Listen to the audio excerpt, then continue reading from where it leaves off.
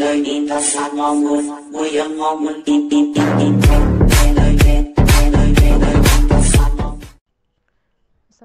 warahmatullahi wabarakatuh.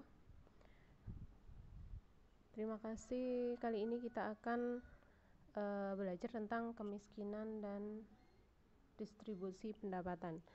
Teman-teman mohon maaf karena keterbatasan waktu dan tenaga yang saya miliki. Jadi untuk pembelajaran kali ini kita tetap pakai PowerPoint biasa ya. Mohon maaf saya belum ada inovasi atau cara pembelajaran yang lainnya lagi, tapi insya Allah nanti untuk pertemuan-pertemuan berikutnya akan saya usahakan untuk melakukan inovasi kembali. Jadi mohon teman-teman agak bersabar ya. Oke. Kita sangat familiar sekali dengan yang namanya kemiskinan dan distribusi pendapatan. Mungkin di antara kita ada beberapa yang belum paham tentang distribusi pendapatan. Kalau untuk kemiskinan saya kira sudah banyak yang paham ya. Oke.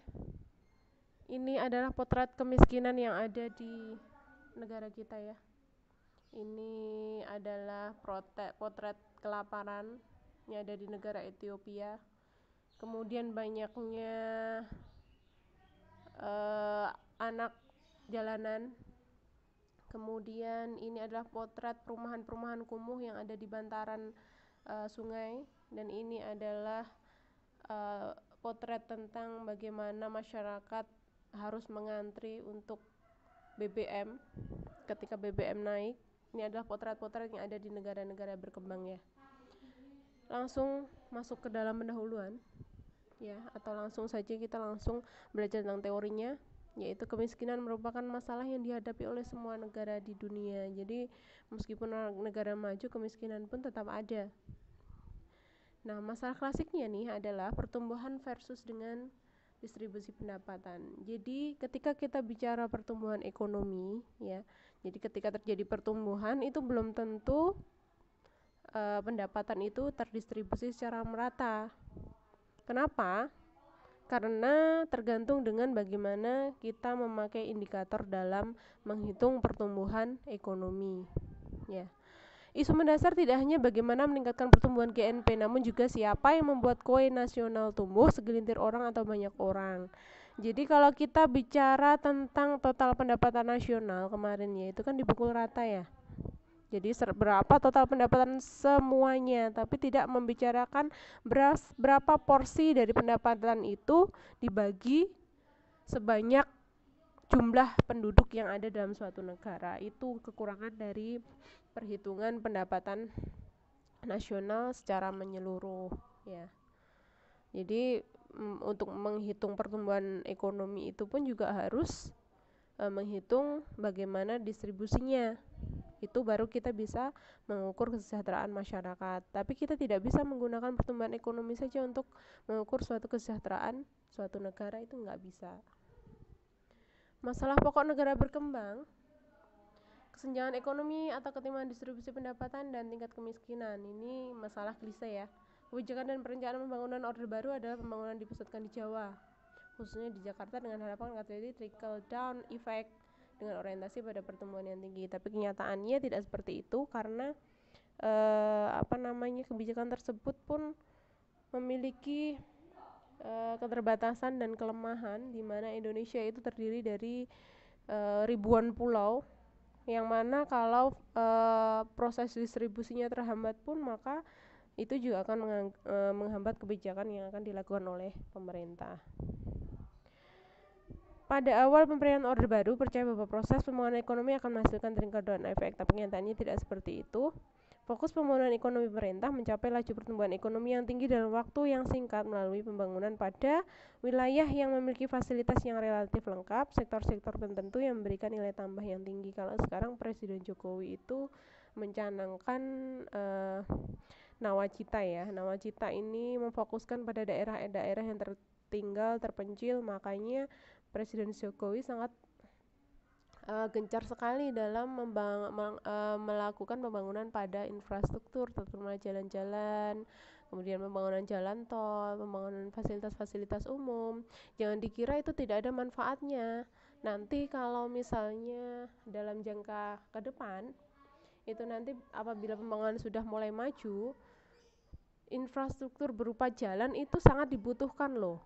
Jadi kebanyakan bantuan-bantuan pemerintah itu tidak sampai kepada daerah-daerah terpencil tuh karena faktor jalannya itu. Jadi jangan dibilang pemerintah itu membangun jalan tol itu nggak ada manfaatnya, itu sangat besar sekali manfaatnya. Cuman mungkin sekarang belum terlihat ya. Ini sudah, langsung saja masuk distribusi pendapatan. Jadi jenis-jenis pendapatan itu ada labor income dan ada property income. Kalau labor income itu berupa upah, gaji, salaries, benefits, serta berbagai jenis labor income lainnya. Kalau property income itu berupa sewa, bunga, kemudian laba perusahaan. Itu. Kemudian langsung kekayaan. Jadi yang dinamakan kekayaan itu adalah menggambarkan nilai. Jenis-jenis aset berupa tangible asset, ada financial asset. Tangible itu yang bisa dilihat ya. Kalau financial asset itu berupa uang. Kekayaan merupakan konsep stok, sedangkan pendapatan adalah konsep flow ya. Kalau kekayaan itu konsep stok itu artinya biasanya idle. Jadi dia tidak ada sirkulasinya.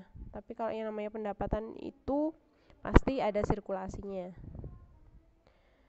Distribusi pendapatan itu artinya adalah pembagian pendapatan. Jadi menggambarkan bagian dari pendapatan yang diterima oleh para pemilik faktor produksi, menggambarkan variabilitas atau dispersi atau penyebaran pendapatan.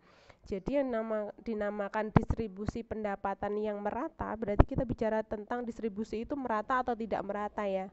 Kalau merata, itu berarti 100% dari total pendapatan suatu negara itu dimiliki oleh 100% penduduk. Jadi yang paling ideal itu ya 100, misalnya katakanlah dalam suatu negara itu ada 100 orang penduduk, berarti dari 100% total pendapatan itu masing-masing penduduk punya 1% pendapatan juga. Paham ya maksudnya ya?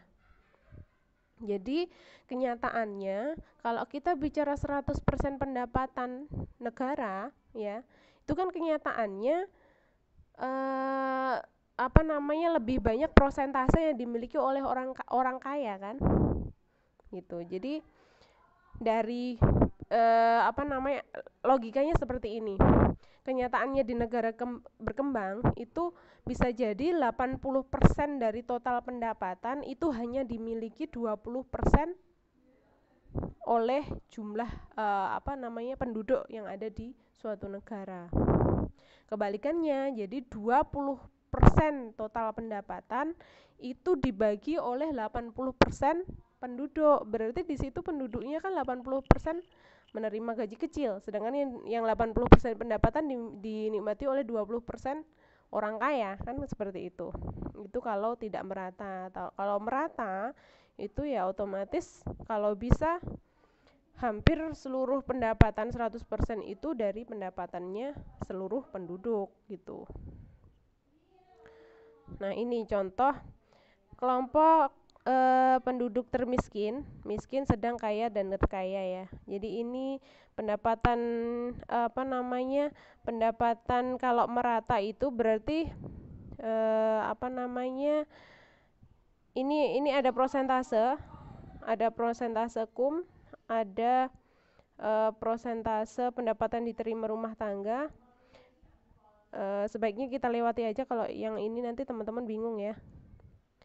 Langsung saja. Nah ini, jadi untuk mengukur ketimpangan itu ada 3 cara ya. Pertama adalah kurva Lorenz, yang kedua adalah distribution size, yang ketiga adalah dengan koefisien Gini. Yang kurva Lorenz ini ya, berarti kalau kita bicara tentang kurva Lorenz, kondisi garis lurus yang ada di sini ya, ini adalah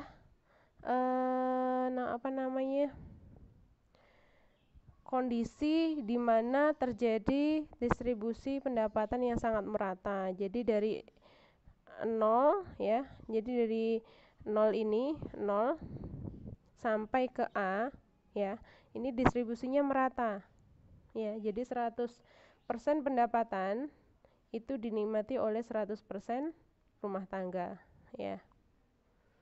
Nah, Kalau semakin garisnya semakin bergeser ke arah kanan, ya, garis ini yang di tengah ini ketika bergeser sebelah kanan, itu berarti semakin tidak terjadi ketidakmerataan, ya.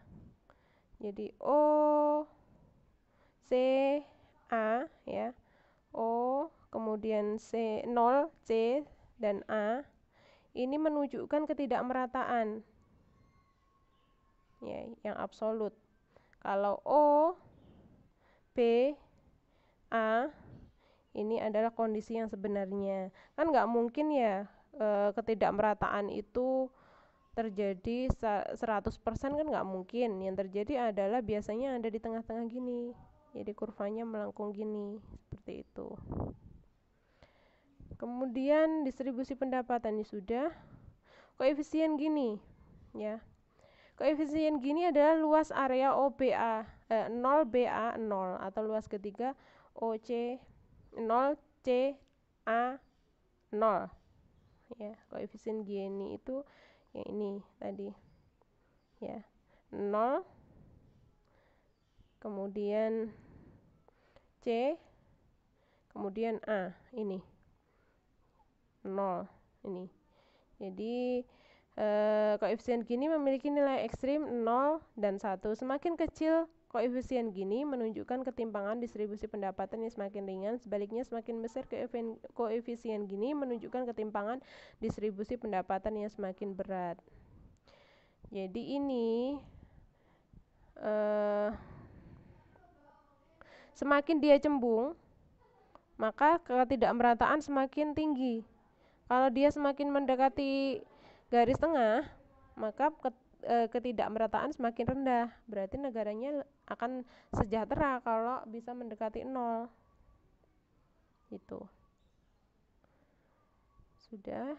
Rumus menghitung koefisien Gini susah ya kalau kita menghitung secara manual, jadi lebih baik jangan digunakan apabila kalian tidak memiliki aplikasi yang bisa menghitung koefisien Gini secara cepat, karena datanya sangat banyak sekali. Nilai koefisien Gini, jika nilai 0 sampai 0,4 maka ketimpangannya rendah. Jika nilainya 0,41 sampai 0,49 ketimpangannya menengah. Jika lebih besar dari 0,5 ketimpangannya tinggi. Nilai koefisien Gini tidak pernah lebih dari 1 karena koefisiennya memang 0 sampai 1 ukurannya. Itu kan 100% biasanya kan kita mengukur segala sesuatu kan maksimal 100%. Gitu. Kemudian semakin besar rasio Gini, semakin tidak merata distribusi pendapatan, ketimpangan semakin besar atau tinggi. Berapakah rasio Gini di Indonesia? Itu langsung aja di searching di Google, banyak sekali koefisien Gini Indonesia tahun 2021 atau 2020 atau 2019 itu sudah ada hasilnya. Kriteria ketimpangan distribusi pendapatan menggunakan koefisien Gini ini menurut Oshima ya. Jadi Oshima itu ada 3, kalau tadi ada 4. Jadi masing-masing pakar memiliki pendapat sendiri-sendiri ya. Tapi sama saja kalau lebih dari 0,5 itu berarti ketidakmerataan sangat tinggi ya. Artinya kalau ketidakmerataan sangat tinggi, maka negara itu cenderung belum maju atau masih berkembang atau bahkan tertinggal gitu. Ukuran lainnya adalah distribution size. Distribution size ini membagi pada beberapa kriteria pendapatan atau jumlah pendapatan yang dimiliki oleh semua penduduk dalam suatu negara.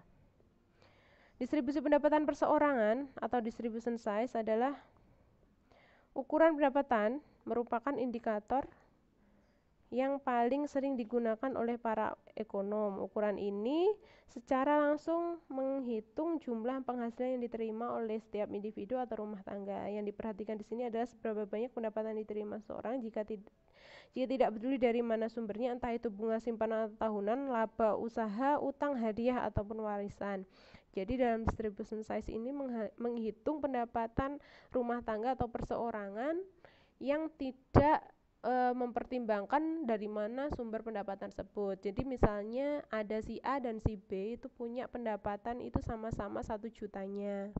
Yang 1 jutanya berasal dari sewa. Kan dia tinggal menyewakan aja rumahnya dan ongkang-ongkang di rumah kan. Sedangkan yang satu harus jadi kuli bangunan dulu misalnya. Itu kan tingkat energi yang dikeluarkan pun dan pengorbanan yang dikeluarkan pun akan berbeda kan. Nah, itu tidak diperhitungkan kalau dalam distribution size. Nah, ini langsung saja ke sini. Nah, ini jadi cara menghitung distribution size ya. Ini katakanlah ada jumlah penduduknya misalnya dalam suatu negara diasumsikan 20 orang ya. 20 orang ini dia punya income. Yang pertama ada yang 1 sampai 5 itu punya income antara 800 sampai 1.900.000 katakanlah seperti itu.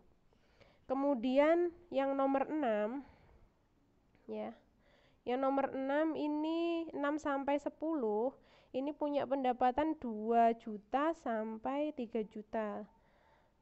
Ya, ini. Jadi setiap kuintilnya ya, kuintil itu dibagi 5 ya. Nah, 11 sampai 15 ini katakanlah 3.400.000 sampai 5 juta sampai ke kuintil yang terakhir yaitu 16 sampai 20 ini kelompok pendapatan yang paling tinggi. Jadi di sini ada 5, 9, 13, 22, 51 dibagi 5 ya. Jadi seluruh penduduk ini dibagi tingkat pendapatannya dari rendah sampai yang tertinggi. Nah, dari pembagian 5 ini dibagi menjadi desil. Desil itu dibagi 10 kelompok pendapatannya. Seperti itu. Jadi apa namanya?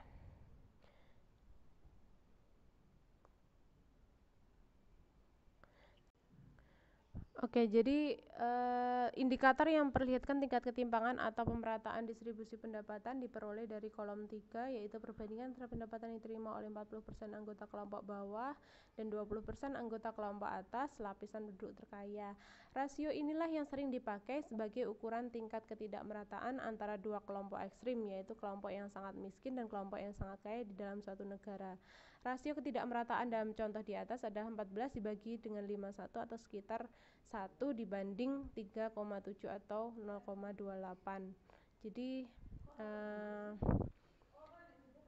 di sini teman-teman bisa langsung diukur dengan 3 kolom ya, yaitu perbandingan antara pendapatan yang diterima oleh 40% anggota kelompok bawah mewakili lapisan penduduk termiskin. Jadi dari pendapatan itu langsung dibagi mana penduduk termiskin, mana penduduk yang sedang dan mana yang terkaya, itu langsung bisa dilihat dengan distribution size, jadi tidak perlu menghitung-hitung lagi. Nah, ini silahkan dibaca sendiri. Sumber-sumber ketimpangan ketidakmerataan dalam kepemilikan kekayaan. Kemudian labor income karena kemampuan dan keahlian intensitas kerja, bidang pekerjaan. Property income karena life cycling saving, kewirausahaan, warisan dan lain-lain sebagainya. Jadi karena sumber dari pendapatan masing-masing penduduk itu berbeda-beda, maka ini yang akan menjadi faktor yang mempengaruhi tingkat ketimpangan pendapatan dalam suatu negara. Jadi faktor keturunan pun itu juga mempengaruhi sebenarnya ya. Kemudian kedua adalah gaya hidup juga. Jadi misalkan mbah-mbahnya dulu itu misalnya kaya, banyak tanah, jadi tuan tanah gitu ya misalnya. Tapi akhirnya menurun warisannya kepada anak cucunya, tapi anak cucunya ini nggak bisa mengolah harta warisan tersebut ya, akhirnya langsung hilang aja untuk memenuhi gaya hidup. Itu juga menjadi suatu faktor juga gitu. Distribusi pendapatan nasional merupakan unsur penting untuk mengetahui tinggi rendahnya kesejahteraan atau kemakmuran suatu negara. Itu sudah saya singgung di awal. Bagaimana jika distribusi pendapatan tidak merata? Bagaimana kekayaan itu boleh terus beredar sedangkan kemiskinan masih tersebar? Sebaliknya, jika distribusi pendapatan nasional tidak merata, maka perubahan atau perbaikan suatu negara tidak akan tercapai. Hal seperti ini akan menunjukkan adanya ketimpangan distribusi pendapatan. Sudah, kita lewati saja ya. 40% penduduk pendapatan terendah, lebih kecil 12% pendapatan nasional ketidakmerataan tinggi. Ini menurut Bank Dunia. Kemudian ketidakmerataan pendapatan itu pun juga bisa menjadi faktor dalam menyebabkan tingkat kemiskinan dalam suatu negara. Ini ada beberapa definisi tentang kemiskinan di antara Bappenas 2002, Raffalian 2001. Jadi suatu situasi atau kondisi yang dialami seorang atau kelompok orang yang tidak mampu menyelenggarakan hidupnya sampai suatu taraf yang dianggap manusiawi. Nah, ini silakan dibaca sendiri ya. Ciri masyarakat miskin, aspek politik, aspek sosial, aspek ekonomi, ada aspek budaya atau nilai. Jadi kebanyakan orang miskin itu tidak merdeka hidupnya ya. Jadi dalam perpolitikan itu tidak bisa mengambil keputusan, dalam sosial juga tersingkir, ekonomi memiliki SDM yang rendah dan lain-lain sebagainya. Kemudian budaya, kualitas SDM rendah, tidak punya karakter yang bagus, tidak punya ESG yang bagus, itu ciri-ciri masyarakat miskin. Kemudian macam kemiskinan itu ada absolut dan relatif. Kalau absolut, ini adalah diidentifikasi jumlah penduduk yang hidup di bawah garis kemiskinan tertentu. Konsep ini dimaksudkan untuk menentukan tingkat pendapatan minimum yang cukup untuk memenuhi kebutuhan fisik terhadap makanan, pakaian, perumahan.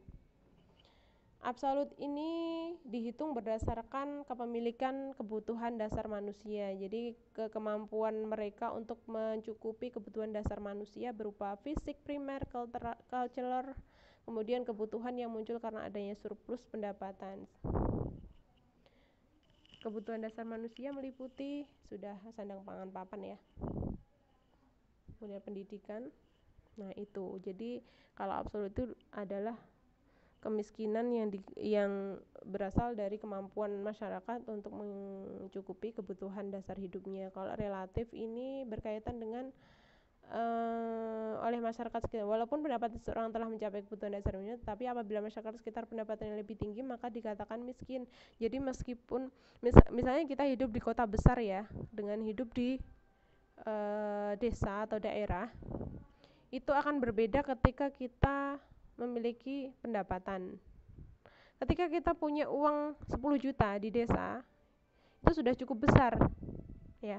Tapi 10 juta ini kalau dibawa ke kota, maka akan berbeda lagi karena tingkat inflasinya antara daerah dengan kota itu berbeda juga. Jadi nilai real dari mata uang pun akan berbeda ketika kita bawa ke daerah yang lain dengan tingkat inflasi yang lebih tinggi gitu. Ya, jadi kemiskinan relatif ini dihitung berdasarkan tingkat inflasi masing-masing daerah atau lokasi. Indikator kemiskinan diantaranya adalah tingkat konsumsi beras, tingkat pendapatan, indikator kesejahteraan rakyat, indeks kemiskinan manusia. Kalau Prof. Sayukjo ini menggunakan tingkat konsumsi beras. Untuk daerah pedesaan, penduduk dengan konsumsi beras kurang dari 240 kilo per kapita per tahun digolongkan miskin. Kalau untuk perkotaan 360 kg per kapita per tahun. Tingkat pendapatan ini dikatakan miskin kalau dalam per bulan itu hanya punya pendapatan 138.803 rupiah. Kalau di desa itu 106.888 rupiah. Itu dikatakan miskin kalau itu ke bawah pendapatannya. Kalau itu ke atas itu sudah mampu. Sudah, ini beberapa indeks kemiskinan manusia, ini silahkan dibaca sendiri ya. Jadi intinya ada pengukuran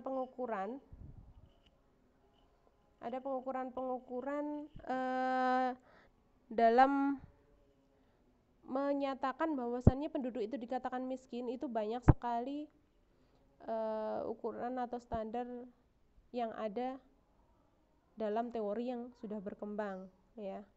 Ada juga ukuran yang ditetapkan oleh Bank Indonesia ketika dia punya pendapatan $2 ke bawah itu dikatakan penduduk miskin gitu. Ini kebijakan kemiskinan menurut ADB itu ada dengan dengan pertumbuhan berkelanjutan yang pro kemiskinan ya. Jadi pembangunan ekonomi itu difokuskan pada masyarakat miskin terlebih dahulu ya. Seperti kita tahu kebijakan pemerintah akhir-akhir ini kan untuk mengentaskan kemiskinan. Banyak sekali bantuan-bantuan yang telah digelontorkan pemerintah kepada masyarakat yang membutuhkan. Pengembangan sosial yang mencakup pengembangan SDM, ini ada peningkatan SDM, peningkatan kapasitas SDM masyarakat miskin, perbaikan status perempuan, karena yang namanya perempuan itu adalah tonggak berdirinya atau majunya kualitas generasi selanjutnya. Jadi tergantung perempuan, kalau perempuannya pinter maka otomatis akan mendukung kemampuan SDM generasi-generasi yang akan datang. Manajemen makro dan pemerintah yang baik yang dibutuhkan untuk mencapai keberhasilan. Ini adalah kaitannya dengan kebijakan pemerintah ya. Kemudian faktor tambahan ini berkaitan dengan pembersihan polusi udara dan air di kota-kota besar, reboisasi hutan, penumpuan SDM, dan perbaikan tanah. Ini juga kaitannya dengan kebijakan kemiskinan. Dalam Islam ada beberapa Al-Quran sangat intens sekali dalam membicarakan tentang bagaimana pengentasan kemiskinan itu dapat berlangsung atau dapat dilaksanakan. Di antaranya Al-Quran dalam surat Al-Mulk ayat 15 itu ada anjuran untuk bekerja. Jadi manusia itu kalau nggak pengen miskin itu harus bekerja. Ya, harus giat bekerja, jangan malas-malasan, punya etos kerja yang tinggi. Kemudian QS Al-Anfal ayat 75 membantu keluarga yang lemah. Jadi setiap manusia itu wajib untuk setiap muslim yang baik itu wajib menyedekahkan sebagian hartanya untuk orang-orang yang membutuhkan, terutama keluarga sendiri.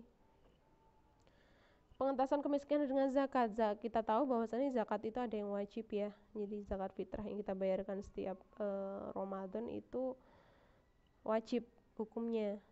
Nah, ini adalah bentuk Al-Quran menjelaskan bagaimana kemiskinan itu bisa dientaskan dengan cara menyisihkan sebagian harta yang wajib dikeluarkan setiap tahunnya. Adanya hak-hak material lain, hak bertetangga, korban hari raya, melanggar sumpah keadadamnya, kafarah, fidyah bagi orang lanjut usia, al-hadyu, hak tanaman pada saat mengetan, hak mencukupi fakir miskin. Banyak sekali sebenarnya Al-Quran itu mengatur bagaimana kita mengatasi kemiskinan. Al-khizanah, al-islamiyah, sodaqah, hemat. Hemat ini juga ada anjurannya gitu. Oke, kita tahu ini adalah potret yang sangat ironis sekali ya. Yang satu mengangkat belanjaan, yang satu mengangkat barang-barang bekas untuk dijual, untuk bertahan, untuk hidup, sedangkan yang satunya sudah memenuhi gaya hidup, kalau yang satu untuk kebutuhan hidup. Jadi sebenarnya Islam itu memberikan anjuran bahwa kita tidak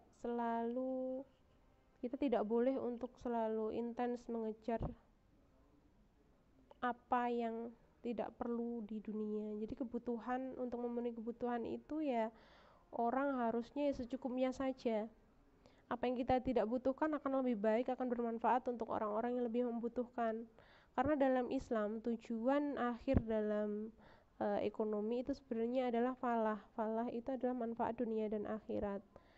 Toh pada akhirnya pun kita akan berakhir di tempat yang sama kan. Jadi orang miskin, baik orang miskin maupun orang kaya, pada akhirnya juga akan tujuannya adalah menghadap Sang Pencipta dengan tanpa membawa harta dan kekayaan yang kita miliki. Oleh karena itu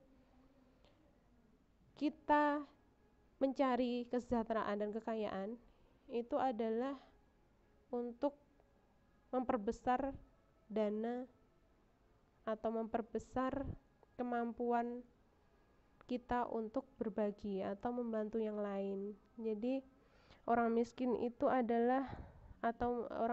memiliki hak sebagian dari hartanya orang-orang kaya. Jadi jangan bangga-bangga kalau yang sudah kaya.